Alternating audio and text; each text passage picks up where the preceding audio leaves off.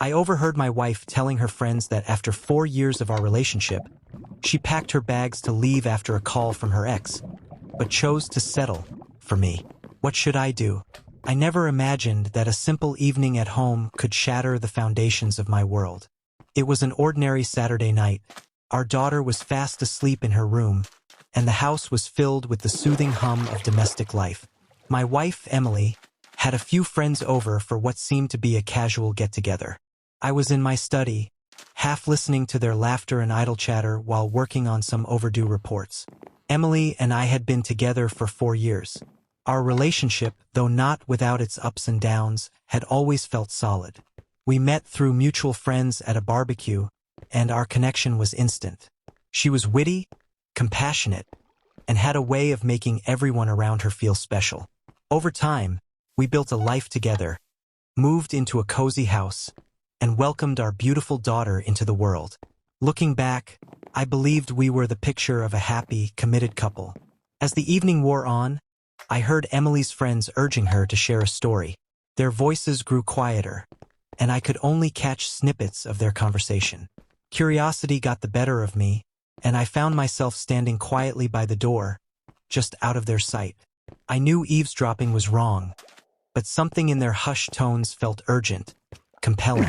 Emily hesitated before speaking. "It was 4 years ago," she began, her voice tinged with a mix of nostalgia and sadness.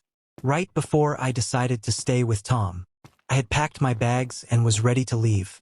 I got a call from my ex, and for a moment I thought about going back to him. But then, I chose to settle for Tom." The words hit me like a freight train. My heart pounded in my chest, and my mind raced, struggling to comprehend what I had just heard. I stood frozen in place, the weight of her words sinking in. "Settled for me?" The phrase echoed in my mind, each repetition more painful than the last. It felt like the ground had opened up beneath me. I wanted to burst into the room, demand an explanation, but my feet were glued to the floor. I couldn't breathe, couldn't think. All I could do was listen as my wife, the woman I thought had chosen me wholeheartedly, confessed this hidden truth. Eventually, the laughter and chatter resumed, but I was no longer there. I retreated to our bedroom, my sanctuary turned prison. Every memory, every moment we had shared, now felt tainted. I stared at the ceiling, my mind replaying the revelation over and over. The certainty I had felt in our relationship was gone, replaced by a gnawing doubt. How much of our life together had been built on a lie? Lying in bed, I tried to make sense of it all. I thought back to the early days of our relationship, remembering how we would stay up late talking about our dreams and plans for the future. Those conversations seemed so genuine, filled with laughter and shared aspirations. But now, each memory was clouded with suspicion. Was she truly happy, or was she merely convincing herself to be content? I recalled our wedding day, the vows we exchanged, and the promises we made to each other. The joy in her eyes had seemed so real, and the way she looked at me made me feel like the luckiest man alive. But now I questioned everything. Had she already settled then, hoping that with time, her feelings for her ex would fade and her love for me would grow? Every tender moment, every shared secret, now felt like a facade, leaving me to wonder if I had been living a lie for the past 4 years. The next few days were a blur.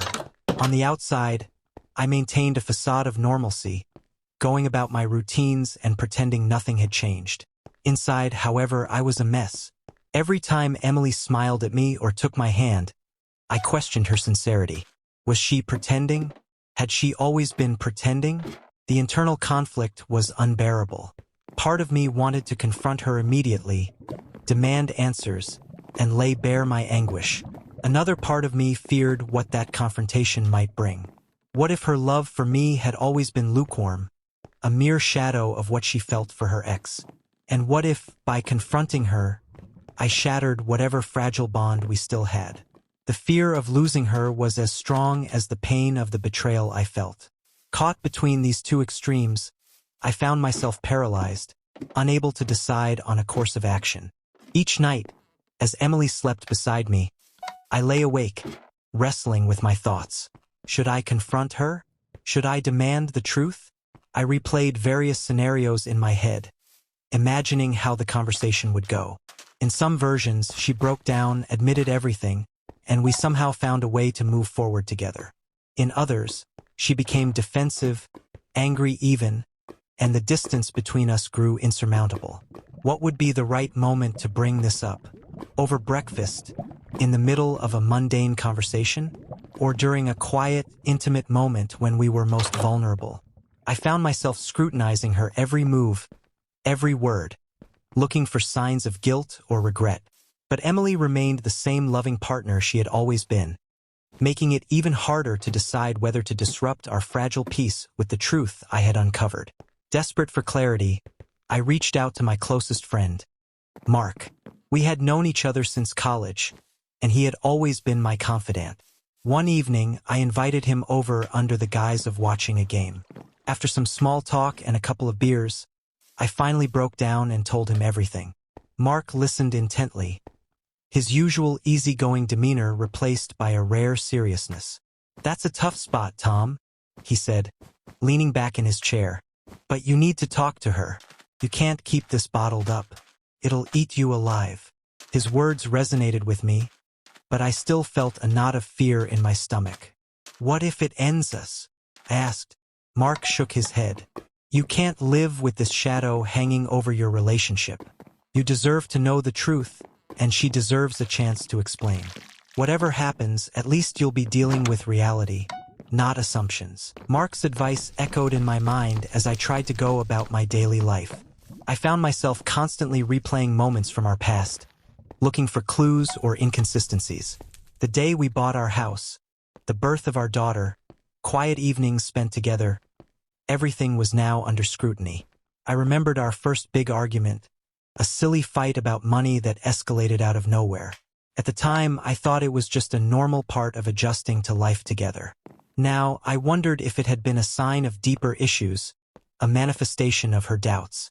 I thought about our honeymoon, the way she had seemed distant at times. Was she thinking of him then? These thoughts consumed me, making it hard to focus on anything else. Each cherished memory was now tinged with doubt, as if I was seeing our life through a new, distorted lens. Eventually, I couldn't take the uncertainty any longer. Mark was right. I needed to know the truth. One evening, after we had put our daughter to bed and the house was quiet, I decided it was time. My heart pounded in my chest as I asked Emily to sit with me in the living room. Emily's face went pale, and for a moment, she seemed at a loss for words. I watched as she took a deep breath, trying to collect her thoughts. "Tom," she began, her voice shaky, "I didn't mean to hurt you. It's true that there was a time when I was conflicted. My ex reached out to me, and I was torn between what was familiar and what was new." She paused, her eyes welling up with tears. "I didn't want to leave you. I was scared and confused. But I chose to stay because I believed in what we had together. I thought that if I gave it time, my feelings for you would grow stronger, and they have. I love you, Tom. I truly do." Her explanation was both a relief and a torment. While part of me was grateful for her honesty, another part of me was still reeling from the pain of realizing that she had once viewed me as a second choice. She looked at me with concern, sensing the gravity of the moment. "What's wrong, Tom?" she asked softly. I took a deep breath, trying to steady myself. "Emily, I need to talk to you about something important," I began, my voice trembling slightly. "The other night, I overheard you talking to your friends. You mentioned something about almost leaving me for your ex 4 years ago, and that you settled for me. I need to know what you meant by that." The room was heavy with silence after Emily's confession. I took a moment to process her words. Her tears and heartfelt apology seemed genuine, but the sting of her initial revelation still lingered. I needed time to decide what this meant for us. We talked late into the night. Emily reassured me of her commitment and expressed regret for not being more open about her feelings earlier. We agreed to seek couples therapy to work through these unresolved issues and rebuild trust. It was a step towards healing, but I knew it would take time and effort from both of us. In the days that followed, we began the process of mending our relationship. The conversations were often painful, but they were necessary.